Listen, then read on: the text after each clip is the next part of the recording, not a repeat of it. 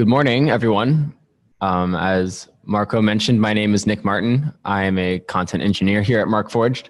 And today we're going to be talking about some of our favorite composite 3D printing applications of 2018.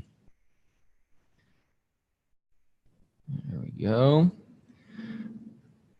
So here's a little overview of what we'll be going over. We're going to talk about some end-use robotic parts, some inspection fixtures, customized work holding, mold tooling, and some engineering education stuff. And each customer example is going to offer a look into how Markforged has expanded the uses of 3D printing in the entirety of the manufacturing cycle. So whether it's functional prototyping, tooling and fixturing, all the way to end-use parts. And so our printers really expand the part capabilities of what you can 3D print and speed up that time to market and reduce costs. So we're going to look at some examples of that today. So first, let's talk robots. Haddington Dynamics is a company that uses a Mark II, and this is actually one of my favorite applications of our printers. Basically, one of their founders has a background in supercomputing, and they wanted to utilize that background to make an easily trainable, really accurate open source robotic arm. And so this is going to require parts that are both really low weight and also have a really high stiffness. And so this on the slide is a screenshot of the CAD of the open source robot that they make called Dexter. And you can actually, this is a screenshot directly from their website. And so to increase the manufacturability of this arm, while really remaining committed to that open source philosophy, they decided that they were going to 3D print the majority of the arm. And so here's a picture of a 3D printed part from one of the original arms that they made for one of the first versions of the robot. And it was a really great option because it made this robot more accessible. Anyone with a 3D printer could print these parts and made it a lot easier to manufacture as well. But it raises one issue.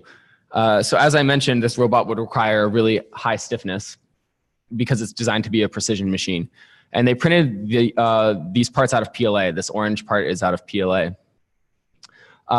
which is one of the most common 3D printing plastics, but they found that it wasn't nearly strong enough for their needs. So right here, this is a little popsicle stick that's printed out of PLA. And you can see that you can just snap it into very easily. And so that wasn't working out well enough for them. So what they decided to do was hand reinforce these PLA parts with carbon fiber. So they would order these carbon fiber pieces and leave spaces in the parts in their design for these to be inserted after the print. And they found that this actually did give the robot adequate strength, but it resulted in a really clunky 800 part design. And so this assembly, as you can imagine, took days, about a week actually, to assemble these 800 parts. So they decided to purchase a Mark II, which is our desktop series composite printer. And so with the ability to reinforce these parts with continuous carbon fiber, they were able to simplify the design and have parts ready for use right off the print bed. And so the reason they were able to do this is because continuous carbon fiber has a strength to weight ratio that's higher than aluminum. And so these composite parts could meet their stiffness and strength needs while remaining extremely light. So I have some examples with me. So this right here is an example of a pulley that they printed on a Markforged printer. And here's a coupling right here. And these parts are all reinforced with continuous carbon fiber. And I have a bunch of them here with me that I just printed these a couple weeks ago. And here, I don't know if you can see, if it's zoomed in enough to see this, but this shows the routing of the carbon fiber on the inside. And so this is one of the couplings. And you might be able to see there that shininess on the inside is that continuous carbon fiber. And so what this allows is this is a popsicle stick with the same dimensions as that PLA stick. And I can bend this as hard as I want. I've been passing this around the office to see if anyone's able to break it, and no one has yet. But this, you can see I'm really cranking on it, and there is barely any deflection. And so this continuous carbon fiber gave them the performance of when they were actually hand inserting these carbon fiber pieces into it. And what this allows them to do is have a robot, that has repeatability of 30 microns, which is about 1,000th of an inch in 3D space, which is just unbelievable. And so here's a video that I can show you. And in this video, you can see that he has these two robots, and one of them, he is training. The robot on the left of that video, he is training by moving it around with his hands. And the robot on the right is following the movements that he is directing it. And so what's going to happen is he's going to finish training this robot through this movement. He's going to keep doing it all the way till he's done. And then what he can do is play back what he just trained the robot to do. So this is super useful for pick and place machines, CNC, other manufacturing, to have the ability to have this really high repeatability in a robot that you can train with your hands. You don't need to know a coding language to be able to do this. And so you see that this robot is mimicking what he had just trained it to do. And it can take up to a 3 kilogram payload with that 30 micron accuracy in 3D space. You should check out their website. They have a lot of really cool videos like this that show off their capabilities. And this robot, as I mentioned, is almost completely printed out of our carbon fiber reinforced parts. And so last note on Haddington, in addition to like really leveraging this rigidity, they can print like super complex parts. They print their own optical encoders, and their cycloidal drives, which is just the transmission of this robot, is almost completely printed out of our parts as well. So actually, let me just pitch in here really quickly. If anyone wants to see one of these robots, if you have the opportunity to go to CES, we will have a booth there, a Markforged booth, and we're going to bring one of these with us to the booth. Yeah, you should definitely stop by. I'll be there. Clyde will be there. We'll have a robot arm there. So you can come check us out. All right. All right, so next up, we're going to talk about a company called Lean Machine. And so they're a metal fabrication company, and they utilize a 5-axis CNC mill. And this performs different metal fabrication processes. And one of their projects entails taking really long pieces of extrusion and machining the ends of it. And so this stock, as you can imagine, has to be secured in multiple places to keep it rigid and in place when they machine it. And so what they did, this is a rendering of their setup. You can see that they have a bunch of off-the-shelf vices lined up. And what they do is they secure this really long stock in those vices. And they're shown in gray and blue in this rendering. And it keeps that piece. It's really important to keep work rigid when you're cutting it, because it can start vibrating or deflecting, which decreases your accuracy, can cause chatter, and give you a really crappy surface finish. And so what they do is they clamp it in multiple spots with these vices. But what they found is, due to the large profile of this 5-axis mill, you can see the head of it in that slide. It was really hard to position the vise near the end of the stock without causing it to collide with the mill heart, causing it to collide with the vise during cutting. And so they were really left with two options. The first is to use off-the-shelf vices, as they're doing, to clamp the extrusion as close to the end as they could, which would leave a large portion cantilevered off the end, and which would sacrifice the speed at which they could cut and the quality at which they can cut. You can imagine if you like stick a ruler off of the end of a table and you poke it, it deflects a lot and vibrates. And so that's what they want to avoid. So that's not really a great option. Secondly, they could create their own custom vices, which would allow them to create one with a smaller profile so they can actually clamp it on the end of the stock to keep it from having that cantilever action. But machining a new vise is pretty counterproductive, considering the fact that it would take them as much time and manpower to design and machine as it would to do the actual project. So that didn't make much sense. But when they received their Mark II, they found that continuous fiber reinforcement provided stiffness and strength that was high enough to print parts for a custom vise.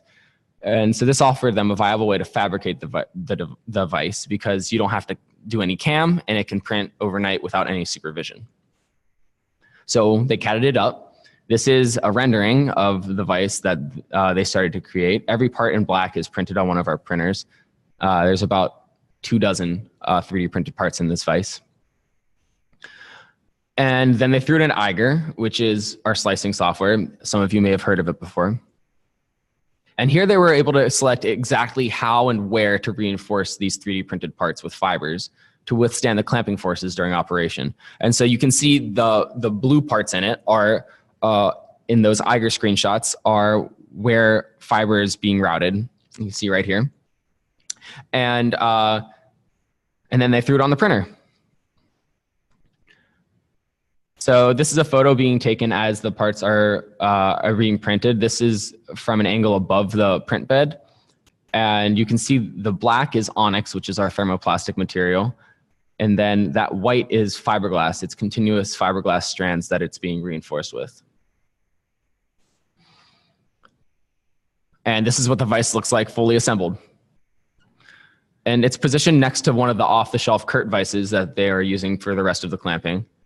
And as you can see, the right side of the Markforged printed vise is a lot less meaty than the right side of those Kurt vises, which is the whole idea of making this custom vise, to allow that mill to come in from the right side and make that cut without interfering with the vise. You'll also notice they practice really good design for additive manufacturing.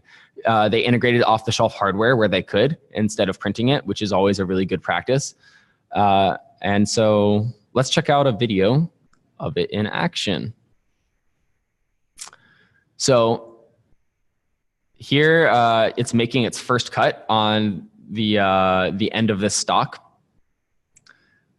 And it extends to the left very, very far. You'll see once it turns around, you'll be able to see down to the other end. So this mill makes its first cut, and then it turns. And I'll pause the video really quickly right here. So you can see that this stock extends really, really far up to screen right. And you can see all the Kurt vises that are clamping the stock. And then on the bottom of the screen is their custom vise. And what you're going to see here is as the mill comes in to make its second cut, it can get really close to the end of this piece of stock so that it can make that cut without that end being cantilevered off. So here it comes in, and you'll see on the right side, it's getting really, really close to where that vise is. This is where this custom vise is really helpful. And they're able to make these really quick, really accurate cuts.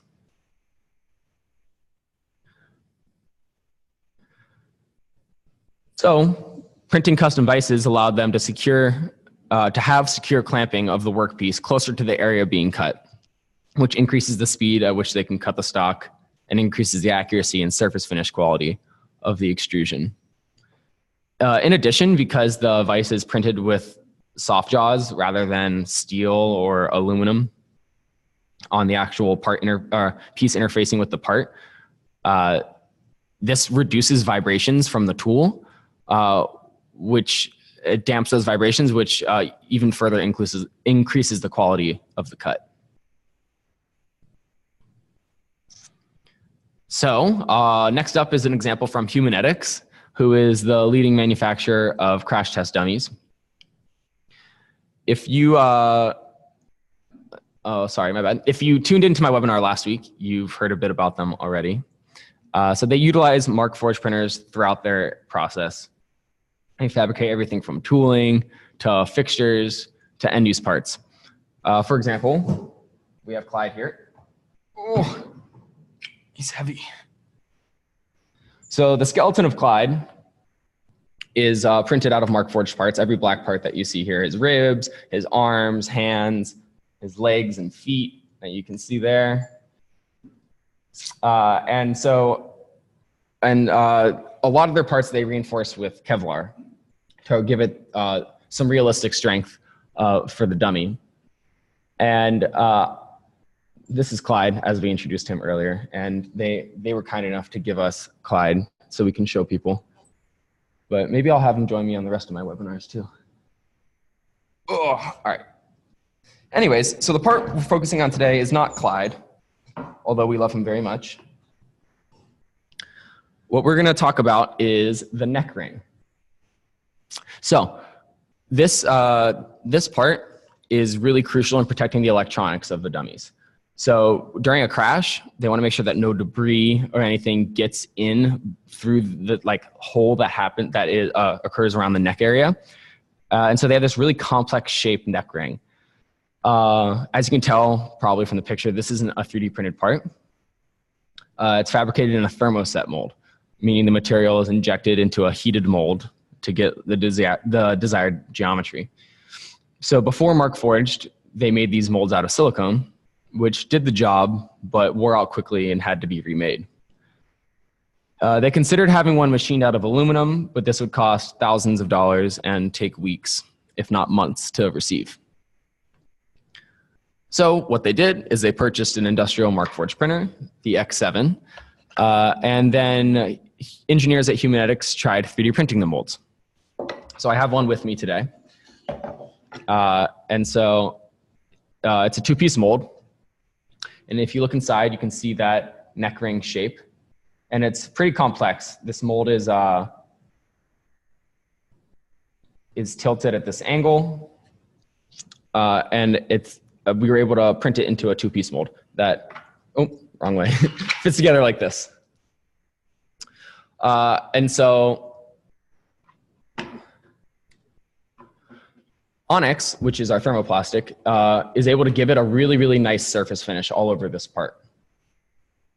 And they reinforced it with HSHT, which is our high strength, high temperature fiberglass.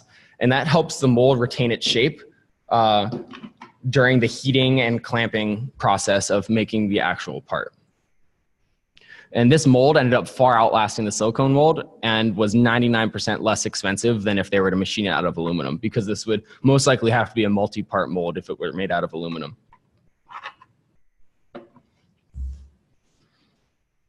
All right, so next up, we're going to talk about JJ Churchill.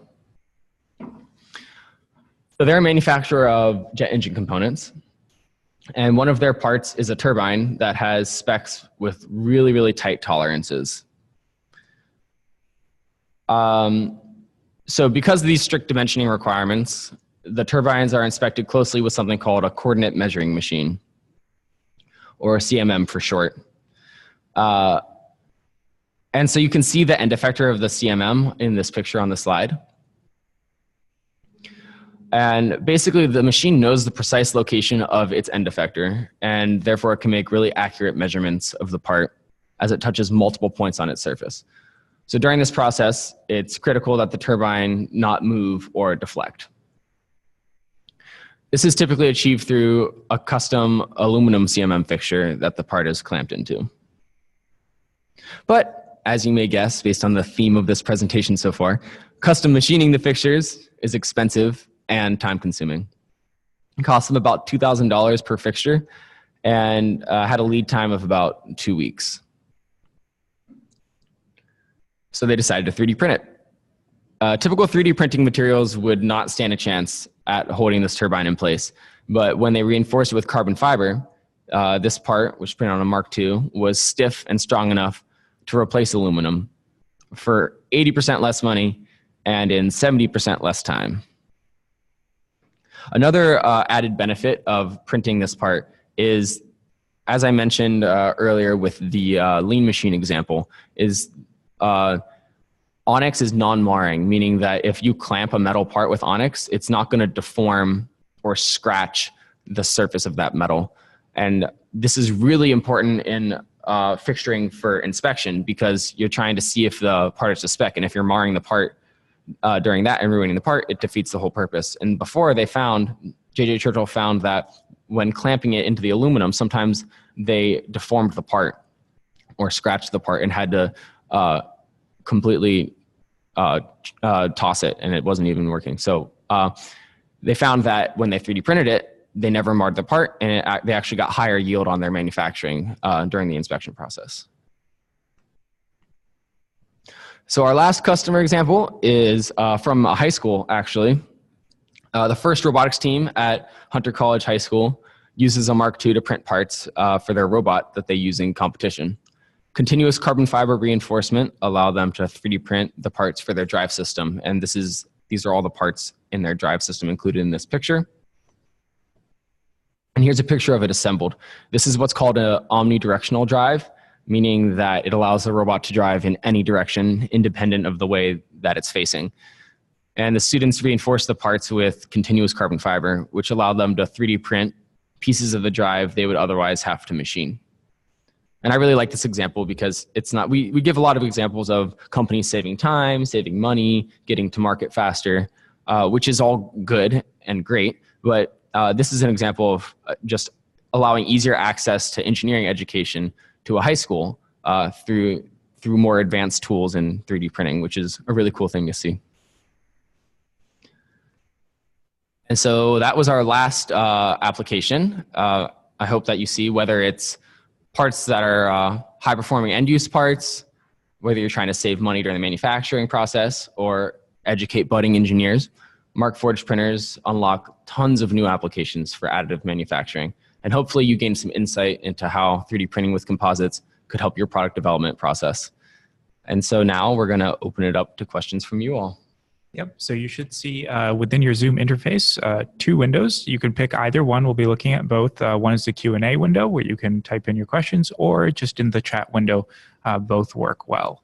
If you'd like to see more applications, you can visit us at markforged.com. We have an applications page with plenty more applications, both regarding tooling and fixtures, but also in all the other categories in which we have applications for this kind of printing technology, including prototyping, end-use parts, specific things like welding fixtures, etc.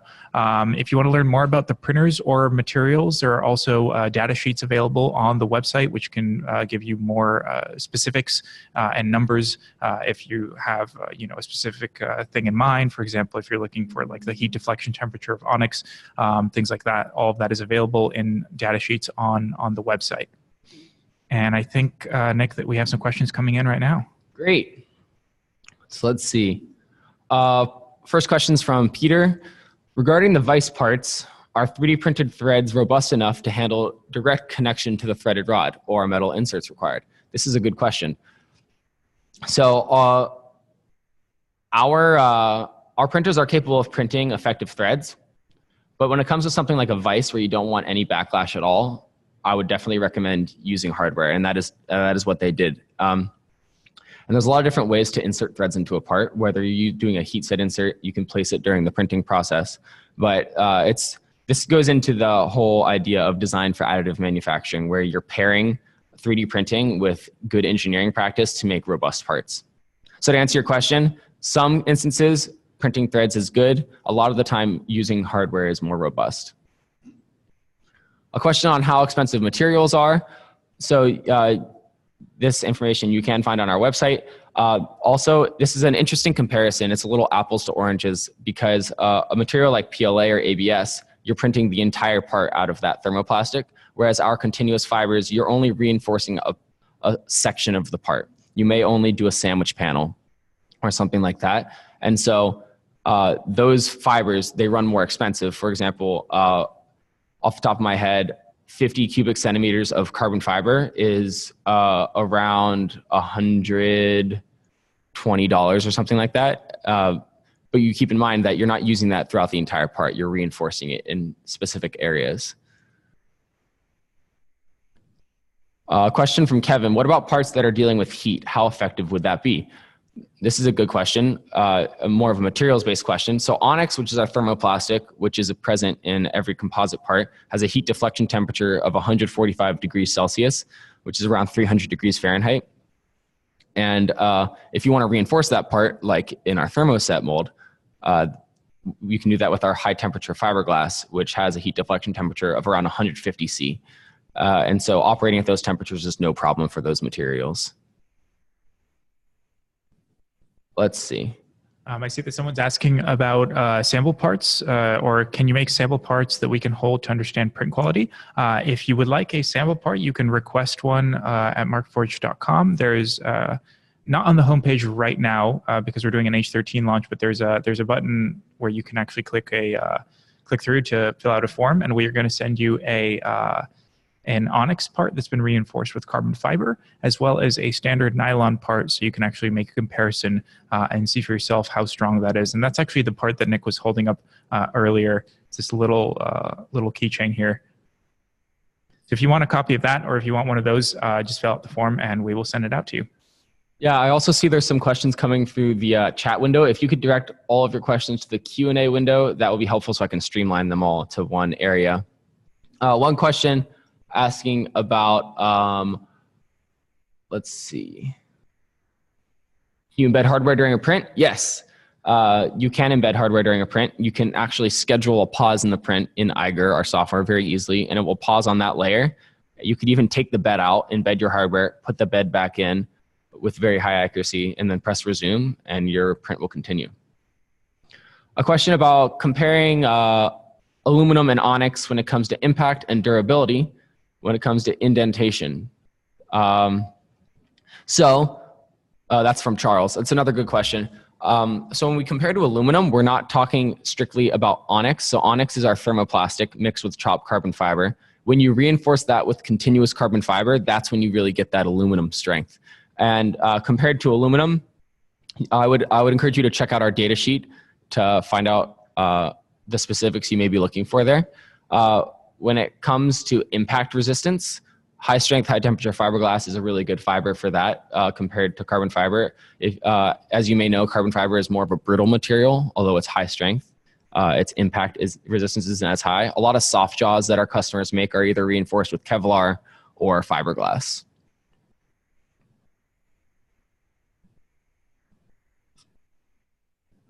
Let's see. I see someone's asking whether we're going to be emailing out the recording to share with coworkers. Yes, we will be. So we've been recording today's webinar, and it takes us about a day or so to process the recording and upload it to the website. But as soon as we do that, we're going to send you an email with a link to the recording. If you don't get the email, or if you want to find it again, if you visit us at markforged.com/videos, you can actually see a repository of all of our previous webinars. All right, so a question from Scott. Aside from threaded inserts, which are heat set into the part post-print, are there examples of hardware you've seen used? Yes, tons of examples. One of our customers, Centerline Engineering Solutions, they use steel inserts on a punch and die that they print with our composites. There's examples in the Haddington robot where they push hardware into their pieces. There's a ton of examples. It's as I mentioned, good additive manufacturing practice is using hardware as you would in any other part that you may machine, and really combine that with your 3D printing.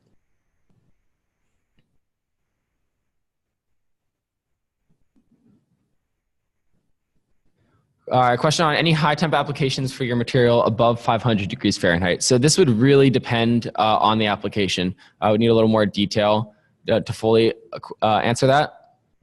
But we definitely have applications where that are temperatures upwards to that our parts are being used. For example, sorry, I just lost my train of thought. Oh, in welding fixtures, obviously the end of a MIG welder reaches temperatures much higher than 500 degrees Fahrenheit.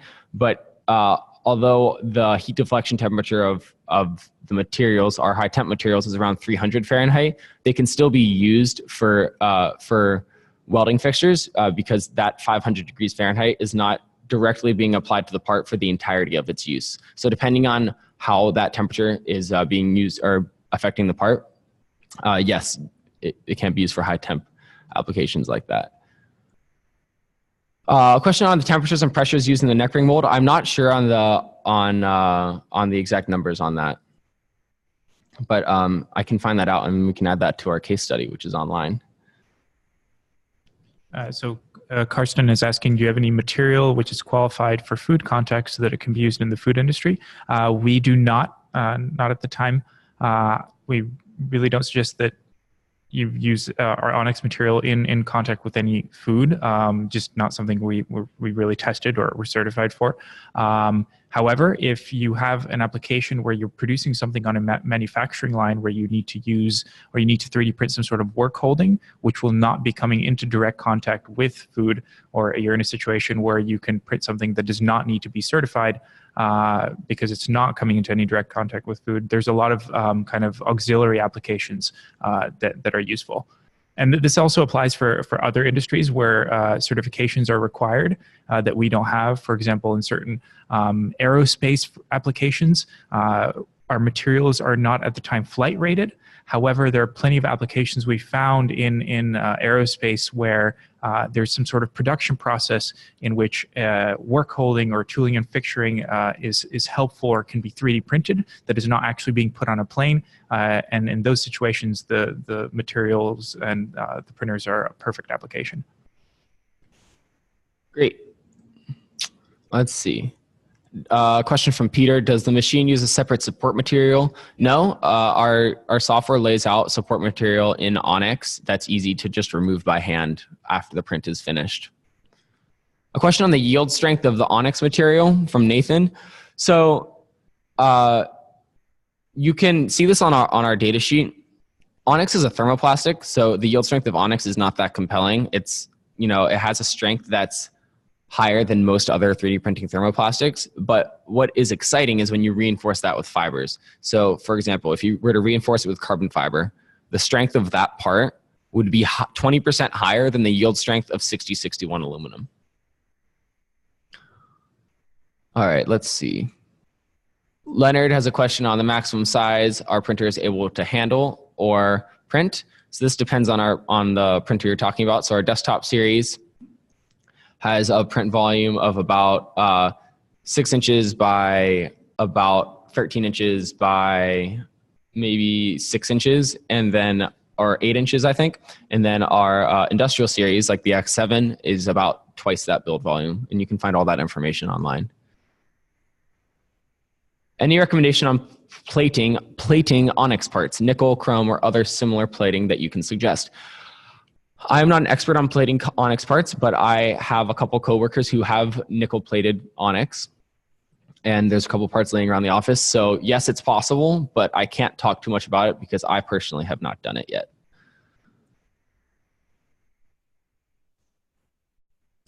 A question on, are printers capable of printing higher performance polymers like PEEK apart from just composites? The answer to that is no. Our materials are part of our IP and are specific to our printers. So the materials that we currently make and sell are the only ones that you print on our printers. A question on speaking to the machinability of the Onyx outer surface for precision interfaces. Does disrupting the continuous nature of the Onyx strands disrupt the strength of the part? All right, so a couple things with this. Again, this is sometimes a misconception that I like to clear up. Onyx is our thermoplastic that has chopped carbon fibers in it. So there are no continuous fibers in Onyx. You reinforce that with our continuous fiber that's printed by a different head. And so that's number one. Number two, I would advise against machining Onyx for a couple reasons. Number one, if the purpose of machining it is for surface precision, our industrial printers can print with a precision of around 50 microns, which is less than 5/1000th of an inch, which often is comparable to machining it already. Secondly, thermoplastics are notoriously terrible at being machined. It offers actually a worse surface finish than if you were to actually just print the part.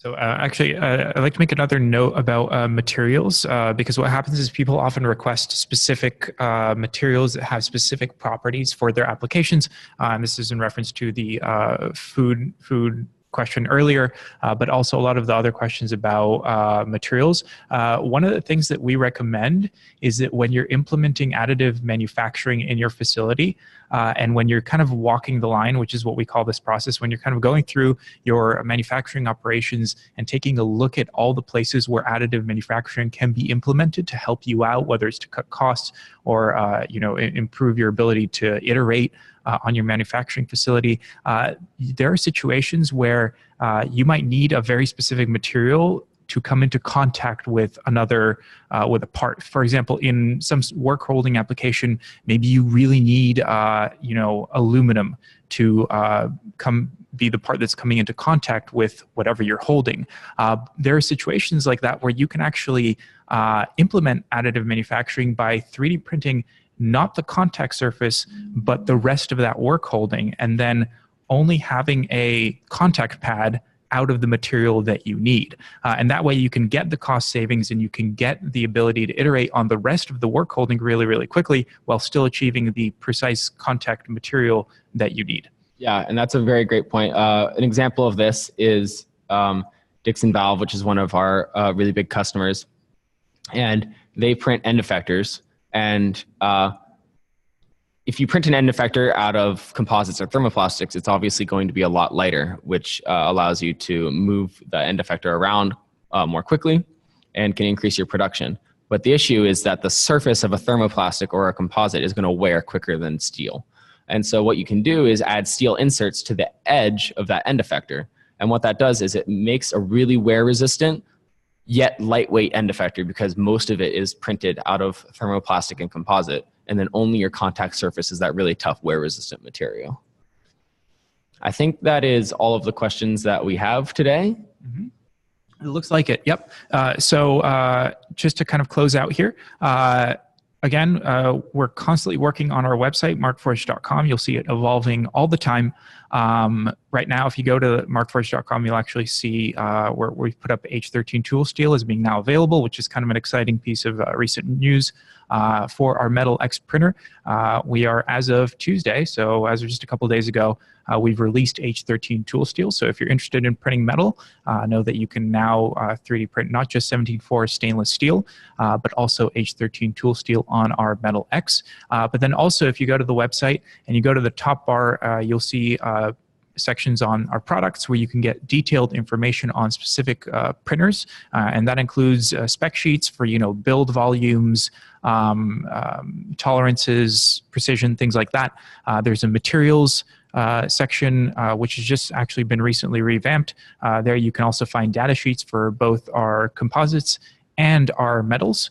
The applications page is very relevant to what we talked about today. There you'll see a wealth of different applications. We have all kinds of webinars and case studies for various applications in which our composite and metal technologies make a big impact. We have a learn section where you can actually read up in detail about some of the processes involved, how the software works, how the materials work, etc. And then the final thing I'd recommend is if you would like to try out actually reinforcing some parts yourself. So let's say you have a CAD part in mind, and you're curious about what it would look like reinforced. That is, how long it would take to print, what the material cost would be even. You can actually basically simulate that yourself by signing into Eiger. That's on our website in the top right. And Eiger is, Nick touched upon this earlier in the presentation, is our slicing software.